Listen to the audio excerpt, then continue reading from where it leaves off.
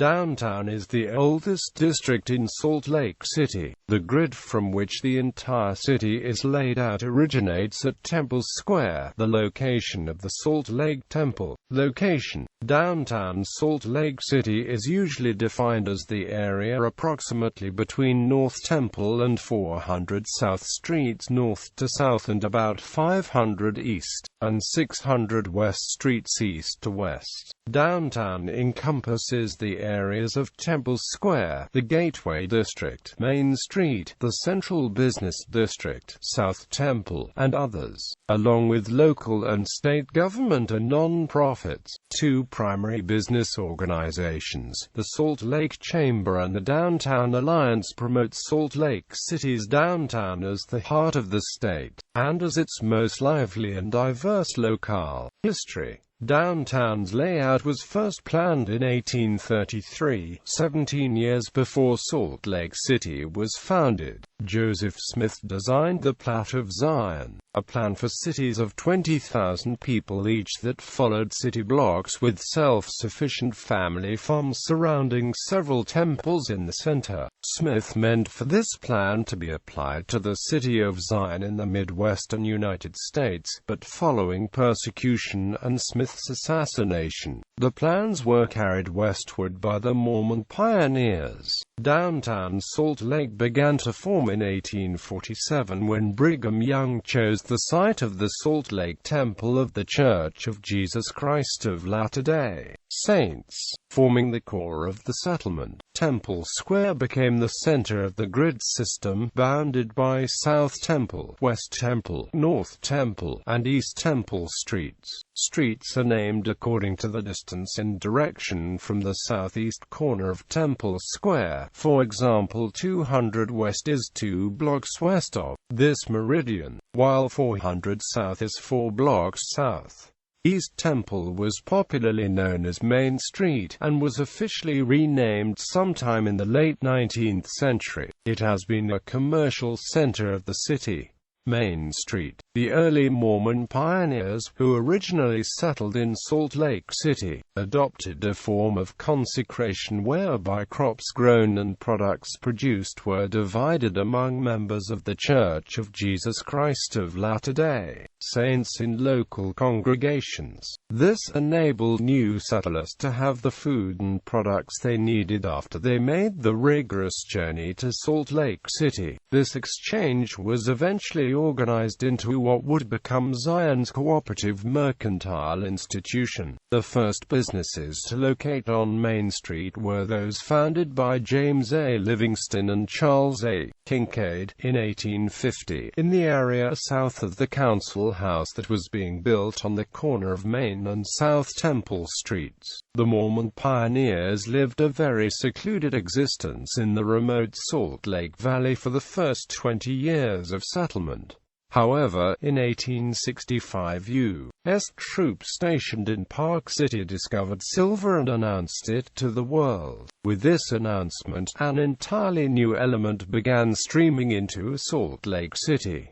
Prospectors completely changed the downtown district. In accommodation of the new crowd, many of the Main Street businesses were saloons, earning the street the nickname Whiskey Street. For many years, there existed a political and cultural divide in Salt Lake City. Mormons would mostly shop and congregate around the Salt Lake Temple, the gardens at Temple Square in ZCMI on the north end of Main Street, and those who were not members of the church, who were mostly prospectors in the early days, would stay south of the predominantly Mormon area. Originally, the business district extended along the west side of Main between South Temple and 100 South. By the 1880s, the area had expanded to both sides of the street and down to 200 South, and increased about a block a decade, until 1900, when it reached 400 South.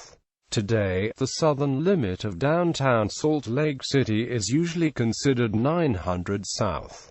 Commercial Street. From 1870 to the 1930s, Commercial Street was Salt Lake's notorious red light district. Prostitution was begrudgingly tolerated as long as it was confined to Commercial Street, thus kept out of the public eye. In the late 1880s, the trade was unofficially licensed. Police would arrest all of the prostitutes and the madams each month and fine them $50 each. After a physical examination, they would be released and allowed to ply the trade without any further fear of molestation. Many notable Salt Lakers owned buildings on Commercial Street, including the Brigham Young Trust Company, whose board included many prominent members of the Church of Jesus Christ of Latter-day Saints.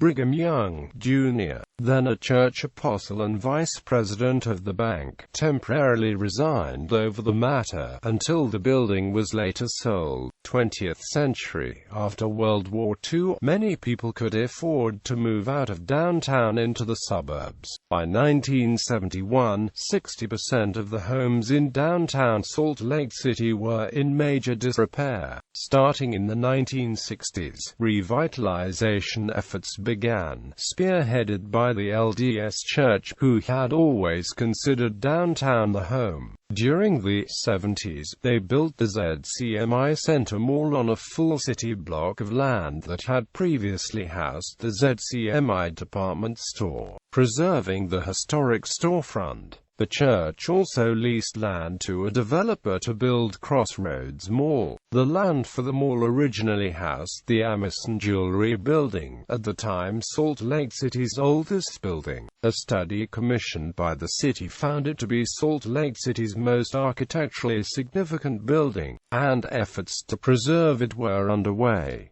However, before the building could be saved, it was torn down to make way for the mall. Also built during this era was the LDS Church Office Building, completed in 1973, which at the time was Salt Lake's tallest building at 28 floors. However, this was surpassed in 1999 by the American Stores Tower. Although it has fewer floors, it is taller than the Church Office Building by 2 feet. Although the church office building appears taller because it is located on higher ground. From 1970 to 1976, the Central Main Street shopping district saw a dramatic shift from the south end to the north end. This shift was the result of a change in buying patterns, with shoppers preferring malls rather than on-street department stores, using land and a loan provided by Zion Securities. The second Main Street in Mall was completed in 1978.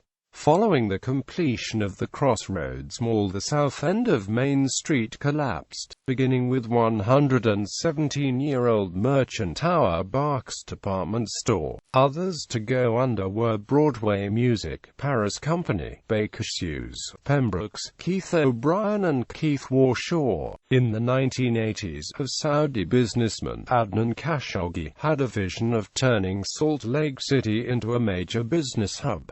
Forming a U.S. holdings company, Triad, Utah, he planned to build 2 43-story skyscrapers, as well as several mid-rise buildings. Khashoggi was implicated in the Iran-Contra scandal and his assets were frozen by the federal government, and the skyscrapers were never built, leaving the current Triad Center with only buildings 3, 4 and 5. Revitalization efforts of downtown continued through the 1990s and 2000s. The old Salt Palace Arena was torn down and a new arena, the Delta Center, was constructed to the northwest in 1991. The existing convention center connected to the arena was also demolished and a new convention center of the same name was built on the site.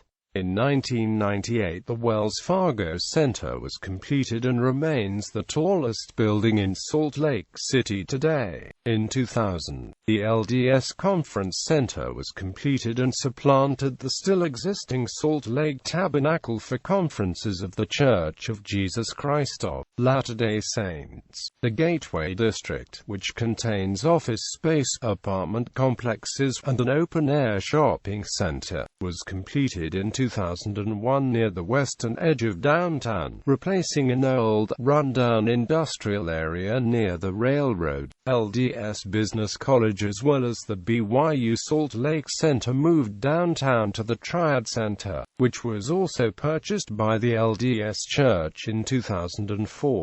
In 2007, the newest high-rise known as the 222 South Main building began construction. The 21-story building was completed in July 2009.